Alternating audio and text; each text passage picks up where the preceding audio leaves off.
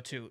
You're very intertwined. Even though you're still out of it, you still hear about that. You still talk to guys. You follow this recruiting class, so you're really getting to see the guys that you follow for the last few years finally hit the field, right? So you know these guys in and out. You've been watching a lot of these kids too since they were really young. So you know this team better than most people actually realize. And like I said, you've always kind of had to bite your tongue.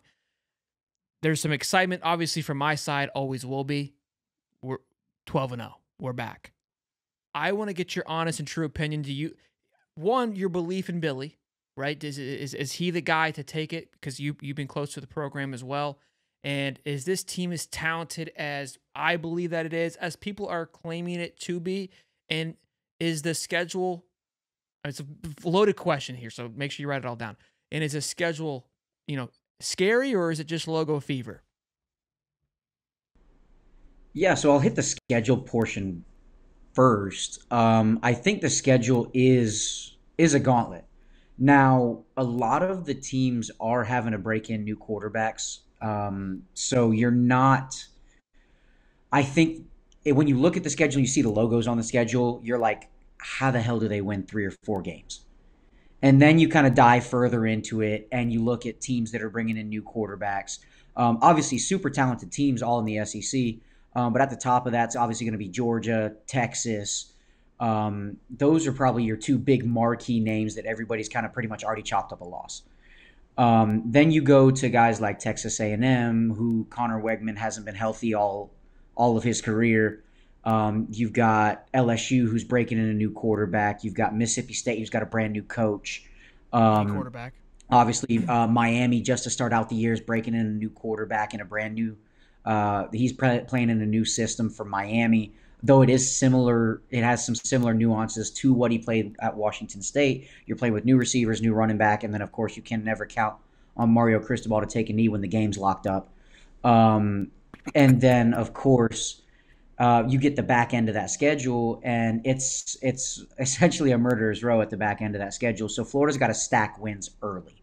Now, to your point about the talent, this is by far and away the most talented team that Billy Napier's had since he stepped on campus, and quite frankly, probably the most talented team since Dan Mullen's first or second year, when he had Kadarius Toney, Kyle Trask, Trayvon Grimes, Kyle Pitts, Damian Pierce, all those guys on the offense. Defensively, this is probably the best team since one of McElwain's teams as far as talent alone. Now, will they be able to take that next step defensively with new coaches coming in Gerald Chapman, Will Harris, and Ron Roberts? I think those guys kind of speak to the sense of urgency that Billy needed to have coming into this season, because Will Harris was not known as an elite recruiter. Gerald Chapman was not known as an elite recruiter. Neither was Ron Roberts. But every single one of them, when asked about after they were hired, or when you go and ask players that have played for them or coaches that have worked with them, are known as upper echelon developers Mm. and upper echelon coaches.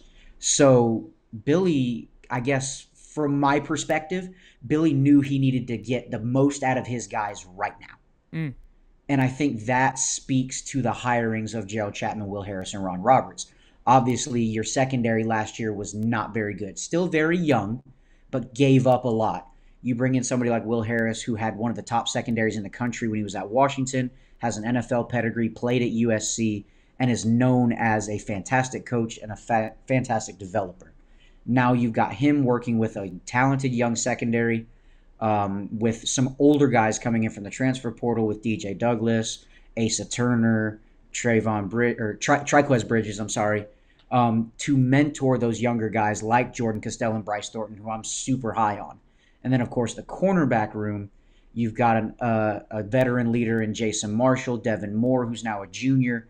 And then, of course, you've got your talented young guys, Dijon Johnson, Aaron Gates, why am I forgetting, Jakeem Jackson. So the secondary is talented, and I think they found a guy that's going to get the most out of that talent. So kind of long story short there, I think it's a super talented roster, in comparison to what he's had before. And that kind of eliminates all the excuses that we've heard the last couple of years of, oh, he's got to get his guys, or, oh, the talent's not there. every coach will come in and say, hey, these guys shouldn't have been playing at the University of Florida. Not directly, but you see it with the roster management piece. So that those excuses and those kind of sayings are out the window now. And I think the way that Billy's been talking to these kids that he's recruiting, and you could see it firsthand in his FaceTime video with newest Vernell. commit Vernell Brown III. He said, we're going to go take care of business on the field, and we need you to help out with the recruiting class. So you can tell the coaches are obviously very confident going into the season.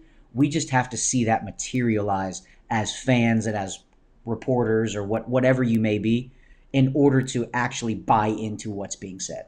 And I think that's the same thing with a lot of these recruits. They want to see what's going on the field before they really buy into it, because you can say everything you want, but you're coming off of 2 straight losing seasons. That was a phenomenal answer. And the fact I gave you 6 questions in one. And look, this is why I'm excited to have you on to talk to you, because again, you're very knowledgeable of the situation. And now we kind of, like I said, get the uncut, raw, censored version and your true opinion on it.